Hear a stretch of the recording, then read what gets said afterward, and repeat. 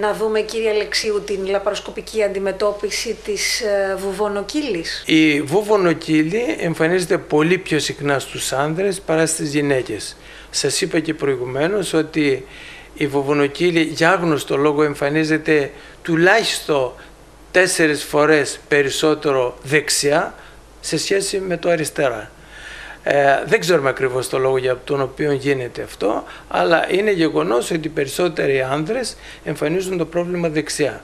Μάλιστα, η εμπειρία μας έχει δείξει ότι όταν τηλεφωνικά κάποιος μας ρωτάει, μας αναγγέλει ότι έχω βουβονοκύλη αριστερά, του λέμε δεξιά και συνήθως λένε «Α, δεξιά το έχω κάνει». Είναι δηλαδή πολύ πιο συχνή δεξιά. Είναι η εγχείρηση την οποία την κάνουμε σχεδόν καθημερινά. Σας είπα ότι είναι ζήτημα κρατάει μισή ώρα η όλη επέμβαση. Ο ασθενής 2 ώρες αργότερα κυκλοφορεί στο διάδρομο. Συνήθως δεν τους φέρνουμε πίσω για επανεξέταση, γιατί δεν υπάρχει και ο λόγος να τους επαναφέρουμε. Δεν υπάρχει τραύμα, δεν υπάρχουν ράματα, μπάνιο μπορεί να κάνουν την επομένη, δεν υπάρχει πόνος. Σας είπα ότι ο κίνδυνος επανεμφάνισης της βουβονοκύλης είναι σχεδόν μηδενικός, και νομίζω εγώ θα συνιστούσα ανεπιφύλακτα αυτόν τον τρόπο, το λαπαροσκοπικό τρόπο αποκατάσταση της κύλης, της βουβονοκύλης. Μιλάμε τώρα για τη βουβονοκύλη. Θα σας έλεγα και μερικές άλλες πληροφορίες για την βουβονοκύλη, οι οποίες όμως ισχύουν και για τις άλλες κύλες. Δεν τονίσαμε αρκετά το θέμα της περίσφυξης. Ο κυριότερος κίνδυνος μιας παραμελημένης βουβονοκύλης, και όχι μόνο παραμελημένης, εμφανίζεται και όταν η κύλη είναι πολύ μικρή, είναι η περίσφυξη. Τι σημαίνει περίσφυξη?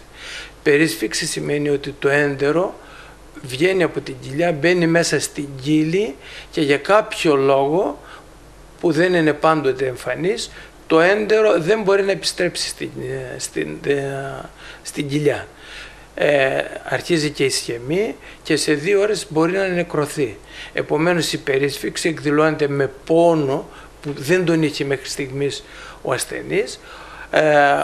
Ξαπλώνει ο ασθενής, γιατί ξέρει από τις προηγούμενες φορές ότι θα ξαπλώσει και η κύλη θα εξαφανιστεί. Δεν εξαφανίζεται, ο πόνος επιμένει και αναγκάζεται ούτως ή άλλως να πάει στο νοσοκομείο.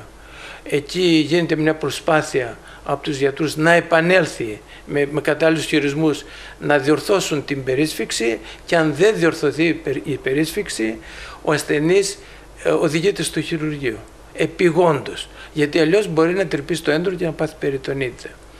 Επομένως η περίσφυξη είναι μια πολύ σπουδαία επιπλοκή, μια πολύ επικίνδυνη επιπλοκή, και ο καθένας που έχει το πρόβλημα θα πρέπει να το έχει κατά νου. Εδώ να κάνω μια παρένθεση και να σας πω και εκτός η περίσφυξη στην Ελλάδα έχει και μια γεωγραφική παράμετρο, θα το έλεγα. Ποια είναι αυτή? Μια μεγάλη αναλογία του πληθυσμού ζει σε νησιά. Τα νησιά όλα δεν έχουν νοσοκομεία. Δηλαδή ένας που ζει σε ένα μικρό νησί και το βράδυ με καταιγίδα, με κύμα στη θάλασσα πάθει περίσφυξη, ενδεχομένως είναι καταδικασμένος να πάει την άλλη μέρα στο νοσοκομείο με περιτονίτιδα.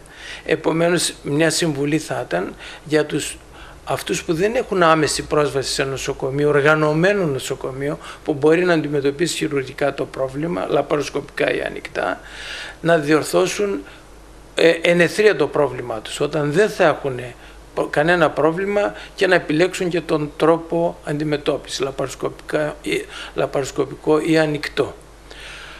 Επίσης θα ήθελα να τονίσω μια ιδιαιτερότητα για τους ανθρώπους, τους συνανθρώπους μας που κάνουν αντιπικτική αγωγή. Γιατί την κάνουν την αντιπικτική αγωγή? Για πολλούς λόγους.